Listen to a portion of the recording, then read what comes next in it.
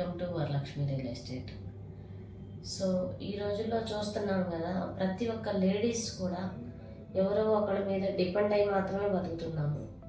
అంటే నా ఉద్దేశం డిపెండ్ అయ్యి అంటే, ఇప్పుడు హస్బెండ్ సంపాదించాడు అనుకో, తీసుకురావాలి, మనం వండి పెట్టతే సరిపోతుంది, మనం ఏం సంపాదించకపోయినా పర్లేదు అనే ఆలోచనతో ఉంటున్నారు. సో అలా ఆలోచన నుంచి బయటికి వచ్చి మనం కూడా ఏదో ఒకటి సాధించవచ్చు. లేడీస్ కూడా చేయలేని పని అంటూ ఏమీ ఉండదు. ఇంట్లో ఆర్థిక పరిస్థితులు ఉన్నాయి, అయినా కూడా బయటికి వచ్చి మాత్రం వర్క్ చేయడానికి ఇష్టపడట్లేదు. ఎందుకు అంటే సమాజంలో బయటికి వస్తే ఏం జరిగిద్దో అని భయంతోనే, ఫస్ట్ ఆఫ్ ఆల్ భయంతోనే ఉంటున్నారు. ఆ భయం వదిలేసి ఒక్కసారి బయటకు అడుగుపెట్టి చూడండి. మంచి ఎర్నింగ్ చేసుకునేటానికి రూపాయి గళ్ళ ఇన్వెస్ట్మెంట్ లేకుండా మనం కూడా 10 మందిలో గౌరవంగా బతకొచ్చు.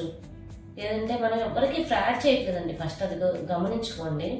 మనం బయటికి వచ్చి మనకి స్వతంత్రంగా ఇండిపెండెంట్గా బతకాలి అనే నా ఇంటెన్షన్ ఒక్కటే మీకు అందరికీ నేను చెప్పాలనుకుంటానికి. ఒక స్వేచ్ఛ ఉంది, మంచి అవకాశం.